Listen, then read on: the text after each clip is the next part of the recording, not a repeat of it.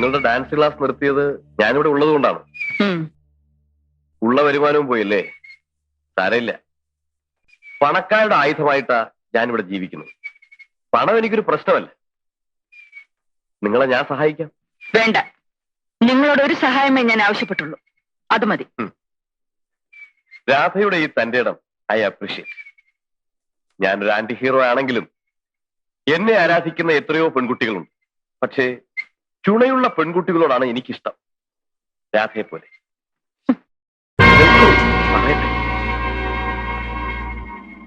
കൈവിട്. ജയിലിലെ ഇരുമ്പഴി വളയ്ക്കുന്ന ഈ കയ്യിൽ നിന്നും കുതറി മാറാൻ പറ്റും. എടോ, ഞാനൊന്ന് ഉറക്ക കരഞ്ഞാൽ നീ ആ ഇരുമ്പഴിക്കുള്ളിലാകും. അടുത്ത വീട് പോലീസ് ഓഫീസറുടേതാണെന്ന് ഓർത്തു.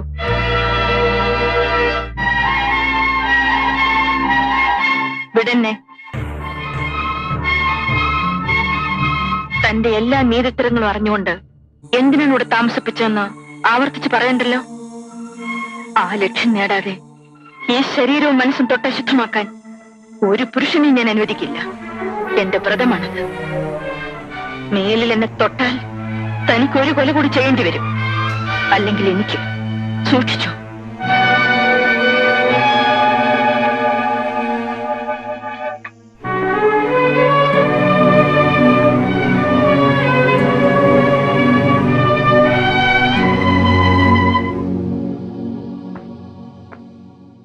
എന്താ സാർ, അന്ന് ഞാൻ ഏൽപ്പിച്ച ഫയലുകൾ. ഏത് ഫയൽ? സിമന്റ് ഇടപാടിന്റെ.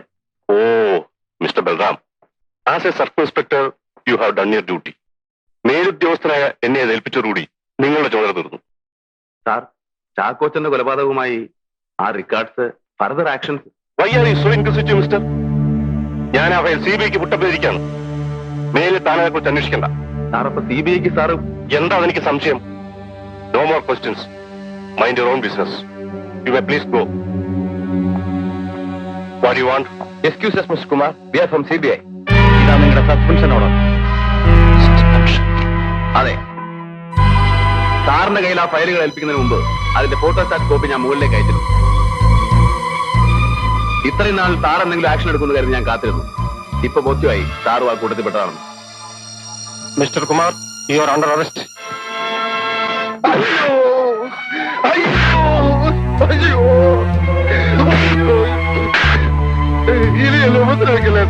എവിടാ നിന്റെ കൂട്ടുകാരൻ ചന്ദ്രാജി? ഡൽഹിക്ക് പോയി. അയ്യോ,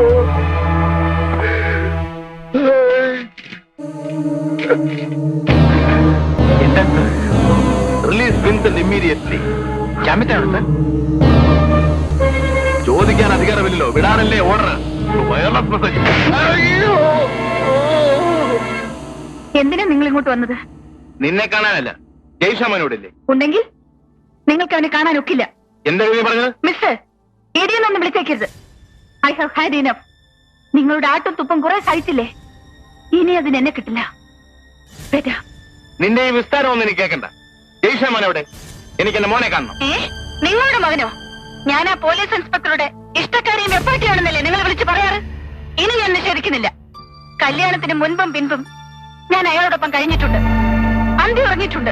പക്ഷേ ഇല്ലെന്ന് തെളിയിക്കാമോ? ഇയാൾ വലിയ അഡ്വക്കേറ്റ് അല്ലേ, ക്രിമിനൽ ലോയർ അല്ലേ? വന്ന് വാദിക്കും. അവിടെ ഞാൻ വിളിച്ചു പറയും, എന്റെ മകന്റെ അച്ഛൻ ഈ വക്കീലല്ല, ആ പോലീസ് ഇൻസ്പെക്ടർ ആണെന്ന്. മോളെ ഉഷേ, എന്നെ അവമാനിച്ചാൽ നിന്നെ ഞാൻ... മനസ്സ് ശരീരവും മരവിച്ച എന്നെ ഇയാൾക്കിനി ഒന്നും ചെയ്യാനൊക്കില്ല. പോണം മിസ്റ്റർ. പോയാലും ഞാൻ തിരിച്ചു വരും. നീ കണ്ടോ ജയൻ?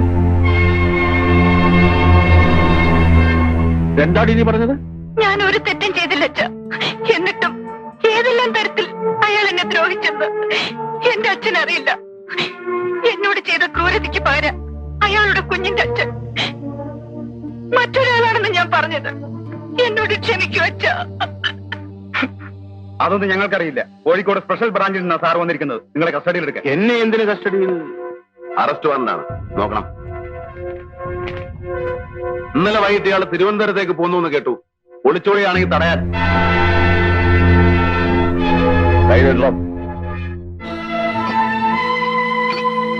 ബാലു, എന്താ ഇത്?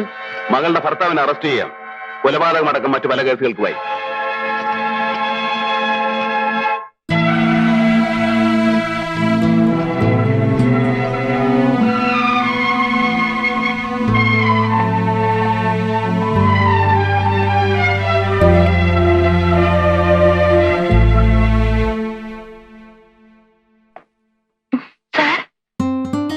ഞാനിന്ന് കാലത്താ തിരുവനന്തപുരത്ത് നിന്ന് എത്തിയത്.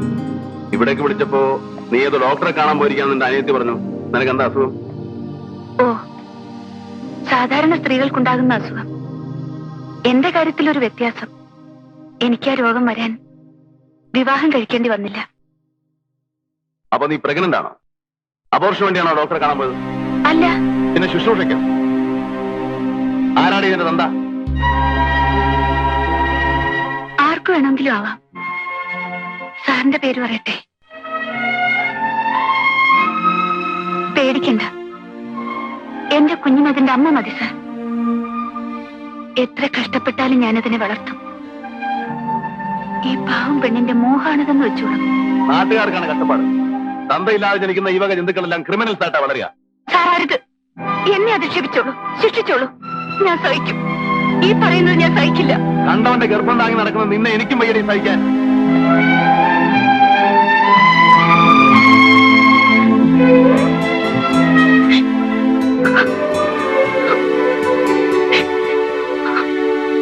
തിരുവനന്തപുരത്ത് നിന്ന് കാലത്ത് എത്തുകൊണ്ട് നേരെ പോയത് ആ വീട്ടിലേക്കല്ലേ? നീ ഏത് വേശ്യയുടെ വീട്ടിൽ പോകുന്നതിൽ എനിക്ക് വിരോധമില്ല. ഈ സീതയുടെ വീട്ടിൽ വീഴുന്നേ ഞാൻ പറഞ്ഞോളൂ. നീ എന്തറിഞ്ഞാടാ ഈ പറയുന്നേ? എടാ, നമ്മളെല്ലാം കള്ളു കുടിക്കുന്നവരാ. അതിന് മാട്ട കഴുത്തിൽ കെട്ടി നടക്കണോ? നിന്റെ ഈ ചൊറിഞ്ഞ വർത്തമാനം നിർത്ത്. നീ ഉദ്ദേശിക്കുന്ന തരത്തിലുള്ള ഒരു പുല്ലും എനിക്ക് അവളോടില്ല. കഴിഞ്ഞ 6 മാസമായി ഞാൻ പലരെ കൊണ്ട് വിളിപ്പിച്ചു നിന്റെ സീതയെ. എനിക്ക് വേണ്ടിയല്ല, സത്യമറിയാൻ. എന്നിട്ട് അവൾ വന്നില്ല. ആ തൊഴിൽ നിർത്തിയെന്ന്. ആരാണ് ഇതിന്റെ നന്ദ? ആർക്ക് വേണമെങ്കിലും ആവാം. സാറിന്റെ പേര് പറയട്ടെ? ഉള്ളതാണോ നീ പറയുന്നത്? വാശി കൂടിയപ്പോൾ 1000 വരെ അവളുടെ മുന്നിൽ വെച്ച് കൊടുത്തിട്ടും അവൾക്ക് വേണ്ടെന്ന്. രക്ഷകനായിട്ട് താനുണ്ടല്ലോ. ഞാൻ അറിഞ്ഞില്ല. ഇനിയെങ്കിലും ആ ബന്ധം ഉപേക്ഷിക്കും. കൊള്ളില്ല ബാലു. എനിക്കൊരു തെറ്റ് പറ്റിയല്ല. ഞാൻ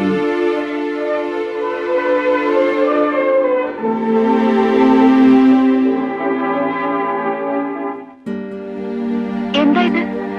മുമ്പ് നീ ആവശ്യപ്പെട്ടതാണ് സാരി.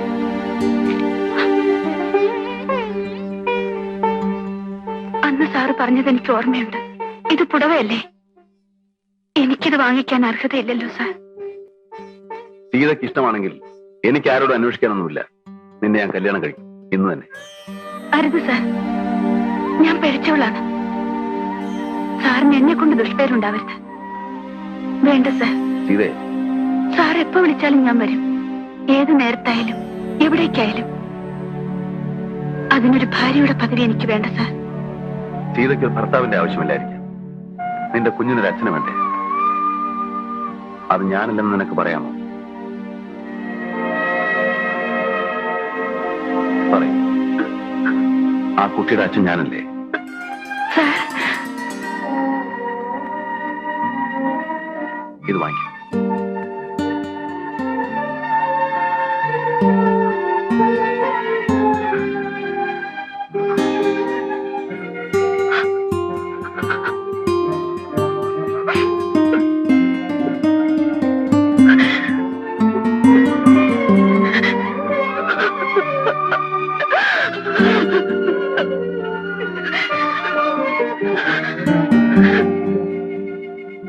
ജ്യോതി, എനിക്ക് എന്റെ ചേച്ചി ഒന്ന് കാണും.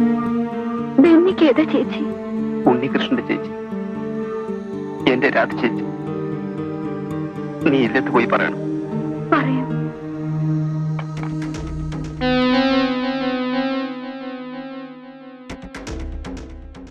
ഹലോ. ആ, നിങ്ങൾ എവിടെയായിരുന്നു? ഒരു കേസിൽ പെട്ടുപോയി. ഞാൻ ജാമ്യത്തിൽ ഇറങ്ങിയതാണ്. പ്ലാനിലൊന്നും മാറ്റമില്ല. കൃത്യം 4 മണിക്ക് ആംബുലൻസ് വാൻ അവിടെ എത്തും. ഉണ്ടെന്നേ, സത്യരായന്റെ പാസ്പോർട്ടും ടിക്കറ്റും എല്ലാം എന്റെ കയ്യിലുണ്ട്. എനിക്കത് കാണണം, അല്ലാതെ ഞാൻ വിശ്വസിക്കില്ല. നിങ്ങൾ ഇങ്ങോട്ട് വരും. അത് സംശയത്തിനിടയാക്കും. നിങ്ങൾ രാധ ഇങ്ങോട്ട് അയക്കും. ഞാൻ കൊടുത്തുവിടാം.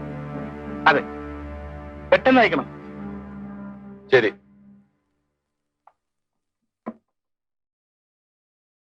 മംഗലാപുരത്തുള്ള എന്റെ കൂട്ടുകാരൻ വിളിച്ചിരുന്നു. അവൻ റെക്കോർഡ്സ് എല്ലാം എന്റെ കയ്യിലേ തരും. ആളെ അയച്ചിട്ട് അവന് വിശ്വാസമില്ല. എനിക്ക് ഇന്ന് തന്നെ അവനെ കാണാൻ പോകണം. ഇവിടെ നിന്ന് എങ്ങനെ പോകും? പറയാം.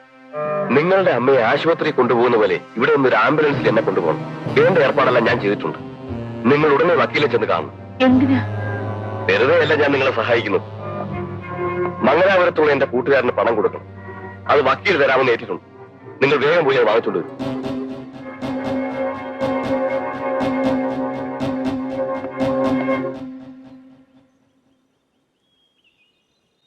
രാധേ, നമ്മുടെ ബെന്നി ഹോസ്പിറ്റലാണ്. ഒരു ബൈക്ക് ആക്സിഡന്റിൽ.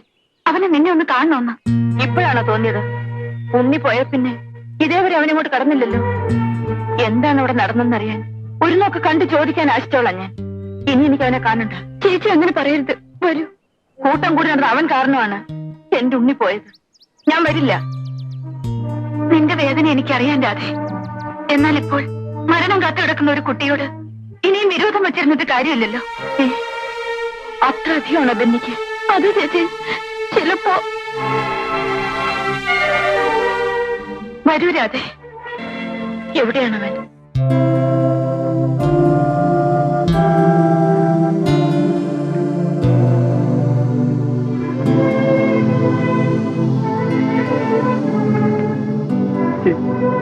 ഇപ്പൊ എങ്ങനെയുണ്ട്?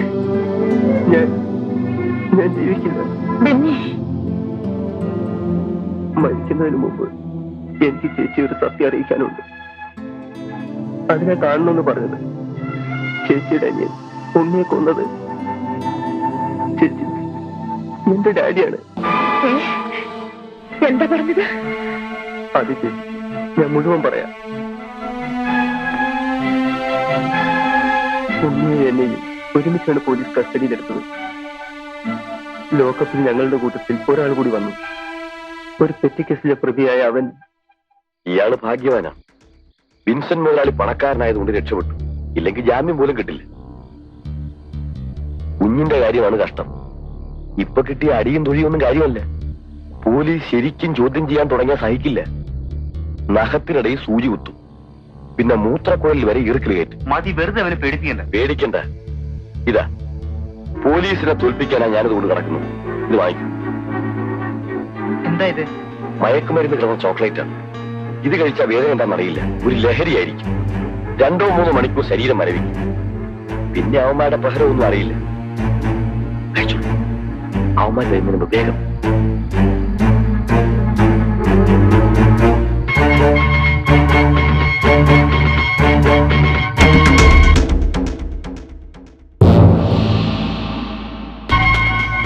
ഈ 3 ലക്ഷം രൂപ നിങ്ങളുടെ മകന്റെ വിലയാണെന്ന് കരുതിക്കോളൂ. സത്യം പറഞ്ഞാൽ അവനാണ് ഈ കേസിൽ 1-ാം പ്രതി. അതെനിക്കറിയാം സാർ. അതിരിക്കട്ടെ, എന്തിനു വേണ്ടിയാണ് നിങ്ങൾ ഒരാളെ എന്നോട് ലോക്കപ്പിൽ അയക്കാൻ പറഞ്ഞത്? എന്റെ മകൻ ചെയ്ത കുറ്റങ്ങൾ, പോലീസ് ജീപ്പ് കത്തിച്ചതും ഓഫീസറെ കൊന്നതടക്കം അറിയാവുന്ന ഒരേ ഒരാൾ അവന്റെ കൂട്ടുകാരനാണ്. പോലീസ് അവനെ ചോദ്യം ചെയ്താൽ സത്യം പുറത്തറിയും. അതിന് ആ നമ്പൂതിരിക്കുട്ടിയുടെ വായടയ്ക്കാൻ. Mister Vincent. സാർ, അവനിപ്പോ ജീവനോടെ ഉണ്ടാവില്ല. എങ്ങനെ അവനെ കൊന്നു? വിഷം കലർന്ന ചോക്ലേറ്റ് കൊടുത്തു. My God. സാറ് പേടിക്കണ്ട. പോലീസ് ചോദ്യം ചെയ്യുമ്പോൾ ചത്തല്ലേ വരൂ. പോസ്റ്റ്മോർട്ടത്തിന് അയച്ചാൽ? ഇല്ല, ചത്തെങ്കിൽ ആ ശവം നശിപ്പിക്കണം. ചേച്ചി, എന്റെ ഡാഡി ഏത് പാപത്തിന്റെ ഫലമാണ് ഞാൻ ഈ അനുഭവിക്കുന്നത്?